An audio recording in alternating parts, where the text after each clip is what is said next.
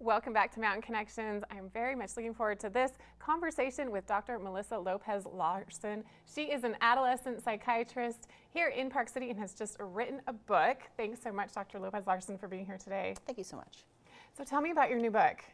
So my book is basically I put together a 7-strategy program for parents to help their children who are struggling with depression, tackle the depression and get back into college. So the book was primarily written to help parents kind of navigate the mental health system and the educational system, which is kind of tricky in this kind of age group because a lot of these kids are adults technically, but they still have a lot of adolescent struggles. And so this book really guides parents step by step on how to find the right treatment, how to put together a really good collaborative team to help their child and get them back on track and into the right college. This is such a formative age, and it's really a group that I feel like isn't discussed as much with mental health. Right. I'm really thankful that you wrote this. It will help many parents and many kids, students as well. Right. And you know, I really targeted towards individuals age 17 up to maybe 23, 24. And this is a really difficult transition for a lot of young adults. And if they get stuck or get in trouble, they wind up having to go to more of an adult mental health care facilities and treatments, and sometimes those are not quite the right place for them. And so this book really talks about what are the optimal treatment team, how to kind of put together a good treatment team for your young adult, and then also just make sure that you're focusing on the right types of treatment. And it really walks you through treatments from a very collaborative and holistic approach. I also include a lot about wellness and self-care, and focusing a lot about exercise, diet, and nutrition, which I think is also really important for this age group. It really is. Yeah. I was reading a little bit in the beginning of the book, and you share a story about a mom and a son, and her son gets sent home from school because of an issue with his mental health, a very serious issue. Right. He gets hospitalized, inpatient, then comes home, and she can't find the help she needs. Right. And that really resonated, at least with me, when we started having difficulties in our family. I knew that he needed help, but I could not find help. The waiting list was too long. Right. It was just so hard, which was very surprising, and I felt very helpless. Right. Well, and I think that's what I was trying to accomplish with this is letting parents know that there's a lot of different types of resources out there, and depending on how critical the issue is, you need to go to maybe a crisis center first and then a step down to more of an outpatient treatment. Do they really need inpatient? So I'm really trying to address where they should start looking for their care, whether it be going to your pediatrician, calling your insurance saying, okay, who's on panel? How can I get my child in sooner rather than later? But a lot of people don't know that there really are some really great crisis centers that can actually see your kid within 1 to 2 days, if not even that day, in the area. And so it's really important to know that throughout the country, not just up here in Park City, but in Salt Lake, in Denver. I mean, where can you call? Who can you call right now to get your child the care that they need, in the moment? And to me, that's the most crucial time to intervene. And that's what makes your book so helpful. You're sharing stories from your practice as well as practical tips on what to do, which is just invaluable.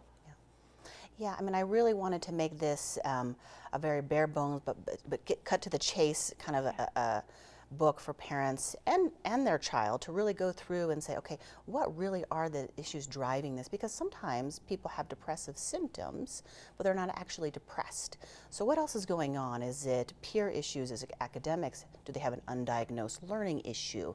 Are they just struggling with the campus? Are they not fitting in? Is it not the right atmosphere for them? So I really try to go through an approach to help parents and their child figure out what is the cause of my depressive symptoms and how can I then approach a treatment strategy that's going to work for them and get them back into school.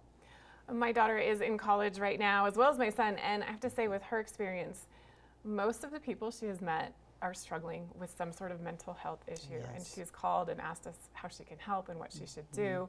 So people think this isn't a big issue, that they're absolutely wrong. There's so many young adults are struggling. And do you find that they're having an easier time acknowledging it and recognizing it in this day and age, or is there still that stigma? Well, first of all, I think there's been a lot of research out there that's suggesting that that kids in college are struggling more and more with mental health issues. And I do feel like colleges are becoming more and more aware of that, and they're trying to increase their approach to mental health treatments, increasing their access to care. They're also trying to develop more resources around wellness and academic supports.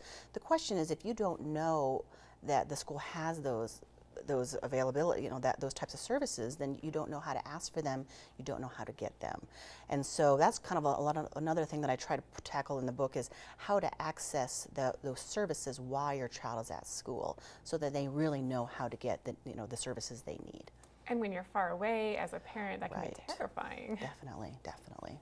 And I have noticed, at least with my daughter's experience, that they are talking more about it. They are communicating with each other, and that's very, very helpful. And we're hoping that with more conversations about mental health, we can really help people not feel judged or feel alone when they struggle. Absolutely. And then that's the thing, you know, when you feel really down, you start to isolate, and then you start believing that you are the only one struggling with this problem. So having more awareness, recognize that everybody kind of struggles, and this is actually a normal time to struggle. This age group, this transition period is quite normal. So just knowing that and having the support of your peers and the college and your parents, I think, can be very, very feeling very supportive and cared for. Yeah. Definitely. Where can we get your book? So right now it's available on Amazon as an ebook, and it should be coming out in the fall as a hard copy book as well. Well, congratulations. You're a published author. You see patients here in Park City. Where I can we do. get more information? You can go to my website, which is doctorlsquared.com. You can also just call me on my office phone number. I also have a Facebook page as well. There's Melissa Lopez-Larson, MD. And you can definitely access me in a multitude of ways. Well, thank you so much for being here, Dr. Lopez-Larson. Thank you so much. Always an honor. I always learn things, and I think you're really doing great things within the mental health sphere here, so thank you. Thank you so much. All right, the book is My Child Is Not Depressed Anymore by Dr. Melissa Lopez-Larson. Really an invaluable tool, whether you are a young adult or you're parenting young adults, or you're just looking forward to that time with your family. You definitely want to check that out. All right, we have more coming up right after this.